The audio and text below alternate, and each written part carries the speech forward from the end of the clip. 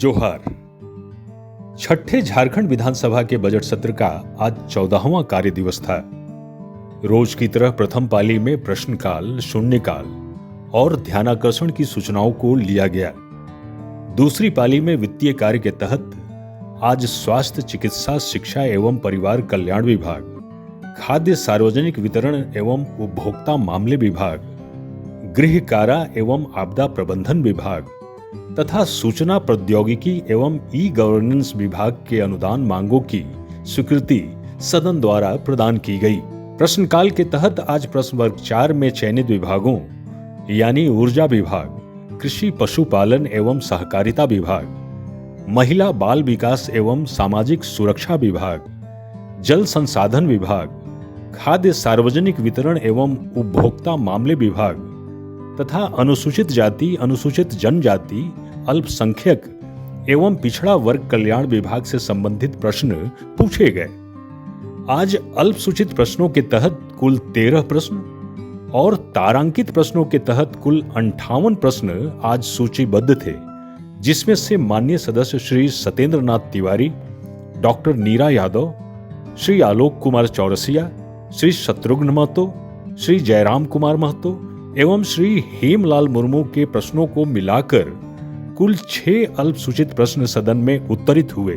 तारांकित प्रश्नों के अंतर्गत श्री अमित कुमार यादव, श्री समीर कुमार मोहंती, श्री सुरेश कुमार बैठा और श्री रामचंद्र सिंह के प्रश्नों को मिलाकर कुल 4 प्रश्न सदन में उत्तरित हुए। हम बहुत सिंपल प्रश्न किए थे अध्यक्ष महोदय कि जिस गांव में ट्रांसफार्मर जल जाता है उस गांव के ही लोग चंदा करके ट्रांसफार्मर ले जा करके बिजली ऑफिस में पहुंचाते हैं। फिर जब वो ट्रांसफार्मर TRW में बन जाता है 5 दिन 6 दिन जितना दिन में बने, इसके बाद गांव वाले ही भाड़ा लगा करके वो ट्रांसफार्मर ला करके अपने गांव में लगाते हैं। लेकिन इसमें उत्तर तो ऐसा है अध्यक्ष महोदय, थोड़ा आप सहयोग करिए। महोदय, चूंकि 2015 का यह नियम बना हुआ है महोदय JSERC के द्वारा कि 24 घंटा में ग्रामीण क्षेत्र में 48 घंटा के अंदर ठीक कराने का मानक निर्धारित किया गया है महोदय। हम मानते हैं महोदय कि कहीं कहीं लेट होता है, थोड़ा व्यवस्था करने में देर होता है, लेकिन ये अंतिम खंड को आप देखेंगे महोदय, चौथा खंड को, तो हम लोग सरकार कृत संकल्पित है कि 25-26 में उस व्यवस्था को लागू करेंगे। इसकी IT सॉफ्टवेयर भी डेवलप कर दिया गया है महोदय। मंत्री महोदय, जब माननीयों का वेतन एक किस्त में आता है तो किसानों को अगर आप किस्तों में देंगे तो किसानों का परिवार, उनकी आर्थिक स्थिति, उनके जो फसल का मूल्य है उसी पे निर्भर करता है। अतः हमें लगता है कि विभाग को दुरुस्त करने की आवश्यकता है। अगर खामियां हैं तो उन्हें दुरुस्त करें, क्योंकि एक किस्त में अगर उनको मूल्य दिया जाएगा तो बेहतर होगा। और प्लस जो आपका पैक्स और लैम्स का मामला है, हम यहाँ बैठकर, चूंकि आपकी फाइलों को ऐसी कमरों में जवाब को उत्तर दिया जाता है, लेकिन धरातल पर अगर आप देखेंगे तो बिल्कुल ठीक इसके विपरीत है जो आप जवाब दे रहे हैं महोदय। सवाल बहुत स्पष्ट है, थोड़ा शायद मंत्री जी इसको क्लियर नहीं कर पा रहे। अध्यक्ष महोदय, जो धान क्रय करने का जो प्रक्रिया है राज्य सरकार के अंतर्गत, वो जो उठाव करती है और उसके बदले जो सरकार के माध्यम से किसानों को पैसे दिए जाते हैं, वो इस आधार पर अध्यक्ष महोदय की एक रोटेशन सिस्टम है। राज्य के अंदर राइस मिलों का एक कैपेसिटी है, उस हिसाब से उठाव भी होता है और मिलिंग भी होती है, फिर वो बाजार में आता है या गरीबों में बढ़ता है। उसके बाद ये एक कंटिन्यूअस प्रोसेस है। 12 बजे से शून्यकाल प्रारंभ हुआ और आज भी शून्यकाल की सभी 25 सूचनाएं सदन में पढ़ी गईं। शून्यकाल की सूचना, सरिया थाना से काफी दूर 2 ध्रुव है अवस्थित। उक्त दोनों जगहों में आपराधिक घटनाओं को लगाम लगाने के लिए अविलंब पुलिस पिकेट बनाने की मांग करता हूँ। अतः सदन के माध्यम से दुगदा, चंदपुरा एवं जरीरी थाना क्षेत्र के संबंधित मामलों की सुनवाई अनुमंडलीय न्यायालय चास में कराने की सरकार से मांग करता हूं। अध्यक्ष महोदय, पश्चिमी सिंहभूम जिला अंतर्गत जगन्नाथपुर क्षेत्र के प्रखंड मनवारपुर पंचायत दिग्गा के ग्राम दिकुपोंगा, कुमडी, उसरिया, कुलाईबुरु में झारखंड राज्य अलग होकर 24 वर्ष बीत चुका है। अब तक आंगनबाड़ी केंद्र नहीं खुला है। ध्यानाकर्षण के तहत आज की कार्यसूची में कुल 31 सूचनाएं सूचीबद्ध थीं, जिसमें से माननीय सदस्य श्री रामेश्वर उरांव, श्री भूषण तिर्की, श्री उदय शंकर सिंह, श्री नरेश प्रसाद सिंह और श्री अरूप चटर्जी के ध्यानाकर्षण की सूचना पर सदन में सरकार का वक्तव्य लिया गया और उस पर चर्चा हुई। ध्यानाकर्षण जी, पानी आपका सृजन आप नहीं कर सकते, उसको मैनेज कर सकते। तो मैनेज करने के लिए, प्रबंधन के लिए राज्य सरकार को उपाय करना होता है। यहाँ भी उपाय हुआ। 2011 में जल नीति बनी, राज्य जल नीति, लेकिन मैं नहीं समझता कि इस पर कोई काम आगे हो पाया, इसके अनुसार कोई काम हो पाया। और झालकों को भी हम जिंदा करेंगे, क्योंकि झालको जो है उसमें ग्राम सभा के माध्यम से काम होता है और झालको छोड़ करके जो भी माइनर इरिगेशन है या जो भी काम निकलता है वो टेंडर होता है। और हमारे लोग जो हैं, जो हमारे समर्थक हैं, वो गरीब तबके से आते हैं, आदिवासी हैं, अल्पसंख्यक मुस्लिम हैं, दलित हैं। तो हम चाहते हैं कि हम उनको इस माध्यम से लाभ पहुंचाए। पूरे पलामू एवं गढ़वा जिले में नीलगाय के चलते बहुत से किसान खेती करना छोड़ दिए हैं। अगर कुछ किसान खेती करते भी हैं तो अगर उनका फसल नीलगाय के द्वारा बर्बाद किया जाता है तो प्रॉपर स्थल निरीक्षण नहीं होने के वजह से उसमें से भी बहुत किसान मुआवजा लेने से वंचित रह जाते हैं। लेकिन मैं माननीय सदस्य की इस भावना से बिल्कुल सहमत हूं कि कुछ मामले ऐसे जरूर रहे होंगे जिसमें पदाधिकारियों की उदासीनता से उनकी क्षतिपूर्ति के मामलों को संज्ञान नहीं लिया गया होगा।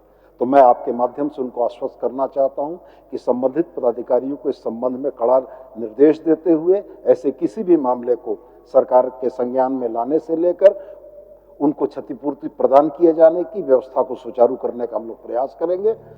दूसरी पाली में स्वास्थ्य चिकित्सा शिक्षा में परिवार कल्याण विभाग के 74 अरब 70 करोड़ 50 लाख 86 हजार रुपये, खाद्य सार्वजनिक वितरण एवं उपभोक्ता मामले विभाग के 28 अरब 63 करोड़ 49 लाख 23 हजार रुपये, गृह कारा एवं आपदा प्रबंधन विभाग के आपदा प्रबंधन प्रभाग के लिए 28 अरब 41 करोड़ 49 लाख 14 हजार रुपये तथा सूचना प्रौद्योगिकी एवं ई गवर्नेंस विभाग के 3 अरब 3 करोड़ 96 लाख 72 हजार रुपये के अनुदान मांग पर सदन में वाद विवाद हुआ। अनुदान की मांग प्रभारी मंत्री श्री इरफान अंसारी की ओर से रखा गया तथा अनुदान मांगों पर वाद विवाद की शुरुआत माननीय सदस्य श्री मनोज कुमार यादव के कटौती प्रस्ताव से हुआ। सर, मैं प्रस्ताव करता हूं कि स्वास्थ्य चिकित्सा शिक्षा एवं परिवार कल्याण विभाग के संबंध में 31 मार्च 2026 को समाप्त होने वाले वर्ष के भीतर भुगतान के दौरान जो व्यय होगा उसकी पूर्ति के लिए 74 अरब 70 करोड़ 50 लाख 86 हजार रुपया से अधिक राशि प्रदान की जाए। यह प्रस्ताव राज्यपाल की सिफारिश पर किया गया है। माननीय सदस्य श्री मनोज कुमार यादव अपना कटौती प्रस्ताव प्रस्तुत करें। महोदय, मैं प्रस्ताव करता हूं कि शीर्षक की मांग 10 रुपये से घटाई जाए। अनुदान मांग पर चर्चा में पक्ष और विपक्ष की ओर से माननीय सदस्य श्री मनोज कुमार यादव, श्री उदय शंकर सिंह, श्रीमती मंजू कुमारी, श्री सुरेश कुमार बैठा, श्री सुरेश पासवान, श्री अरूप चटर्जी, श्री सरयू राय, श्री जनार्दन पासवान, श्री निर्मल महतो, श्री जयराम कुमार महतो, श्री धनंजय सोरेन, श्री नवीन जायसवाल, श्री प्रदीप यादव तथा श्री आलोक कुमार सोरेन ने हिस्सा लिया। राज्य में 40% बच्चे कुपोषित से पीड़ित हैं। सरकार के स्वास्थ्य क्षेत्र में उसकी कार्य क्षमता को दर्शाता है। ये कुपोषित बच्चे चिकित्सा के उपचार के तक नहीं पहुंच पा रहे हैं। सरकार को इस पर ध्यान देना आवश्यक है महोदय।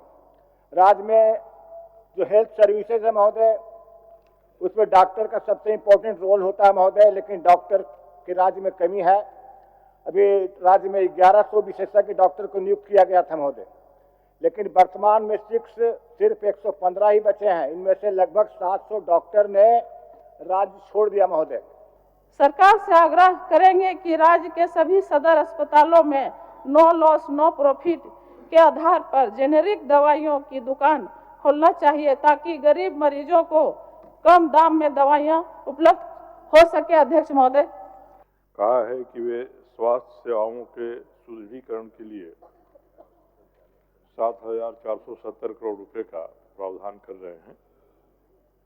स्वास्थ्य विभाग ने बहुत बढ़िया बजट छपवाया है, अच्छी छपाई है, अच्छा कागज है और बहुत बढ़िया अंग्रेजी में लिखा हुआ है। सारी योजनाओं का जिक्र है, केंद्रीय योजनाएं, केंद्र पोषित योजनाएं, राज्य की योजनाएं।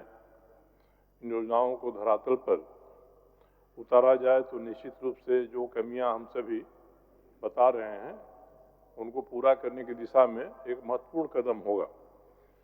इस बजट में स्वास्थ्य क्षेत्र को सशक्त करने के लिए कई ऐतिहासिक कदम उठाए गए हैं। सरकार लगातार प्रयासरत है कि राज्यवासियों को त्वरित, सस्ती एवं गुणवत्तापूर्ण स्वास्थ्य सुविधाएं मिले।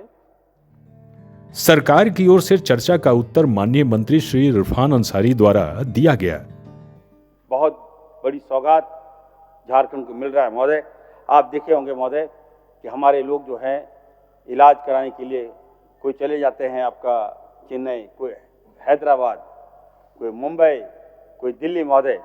तो वैसे हॉस्पिटल को माननीय मुख्यमंत्री जी ने सभी से मुख्यमंत्री जी मिले हैं और सारे लोग यहाँ आकर महोदय अपना हॉस्पिटल, स्पेशलिस्ट हॉस्पिटल खोलने जा रहे हैं महोदय।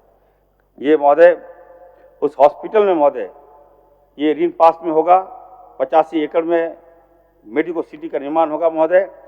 पीपीपी मोड में महोदय हम लोग 10 सुपर स्पेशलिस्ट अस्पताल हम लोग खोल रहे हैं महोदय। उस अस्पताल में महोदय हेलीपैड की व्यवस्था होगी महोदय,